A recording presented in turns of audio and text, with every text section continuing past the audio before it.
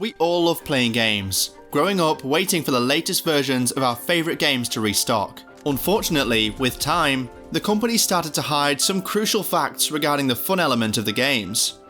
Even though GameStop is the largest gaming retail chain in the US, it doesn't mean they aren't dealing with some shady business practices.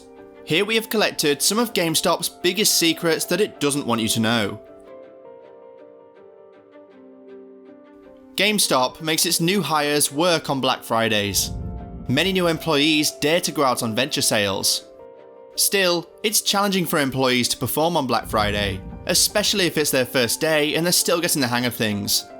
This is incredibly unfair to both the customers and the underpaid employees who are still in training. Wouldn't GameStop want their staff to be able to provide the players with the greatest and quickest customer service if they genuinely cared about them? You need to act quickly, given the Black Friday sales volumes. In retail, getting customers in and out as quickly and as smoothly as possible is typically the goal. This is now difficult for GameStop due to the influx of new workers hired for seasonal assistance, only to begin working on the most stressful and busy day of the year. Additionally, the unfortunate staff members risk forgetting a game by mistake and getting yelled at by a displeased customer. In addition to the fact that many of these workers are new, they are also not compensated well. It is even fewer than the 1 to 2 days per week that is usual for part-time employment for seasonal employees. Additionally, you have to deal with the fact that these personnel receive the bare minimum of training for their jobs before being thrown into the tumult. Anyone would be annoyed by it, much less someone working their first retail job. Not that working in retail isn't entirely depressing, but you'd assume that when you work at a gaming shop, you at least get to enjoy yourself while doing something you love. There can't be anything better than bringing home a brand new game, right? When you play it for the first time, it's even better. It's always been the way. Nope, that's false. Employees of GameStop occasionally take your new games home to play them themselves. The new condition is therefore somewhat false. Of course, not all brand new games are eligible for borrowing, and sealed copies won't have been touched because of GameStop's policies. However, the new shelf copy of a game you purchased may have already been used by another player.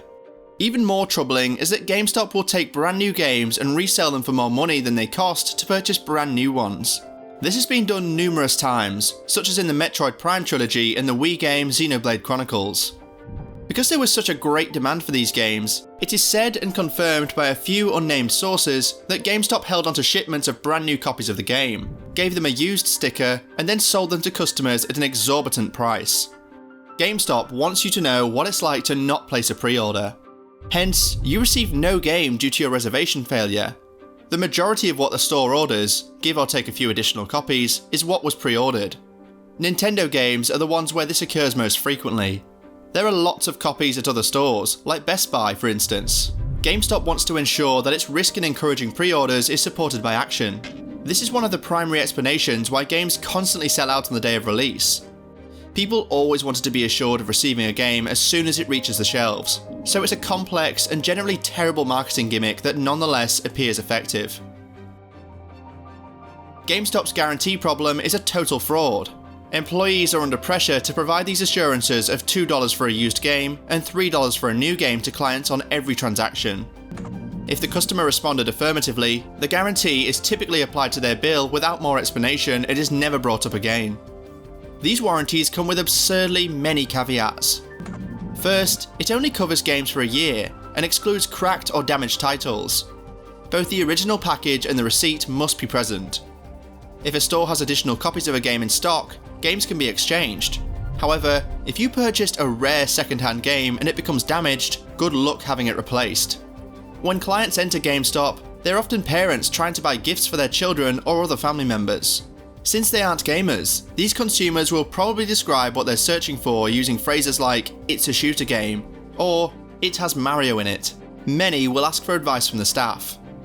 These one-time customers are frequently taken advantage of by GameStop, which frequently sells them things they utterly don't need, such as extra games, brand new items that you could acquire used for half the price, gaming peripherals, and the list goes on. The scratch guarantee that GameStop gives its customers is another way that they misuse them. These clients frequently feel they need the guarantee even though they have yet to understand it. GameStop has significant management issues. It has its fair share of company secrets and unethical business practices that benefit the company in various ways, just like any other retail enterprise. Make sure to let us know your thoughts down below. Subscribe to the channel as a sacrifice to the gods of the algorithm. Thanks for watching.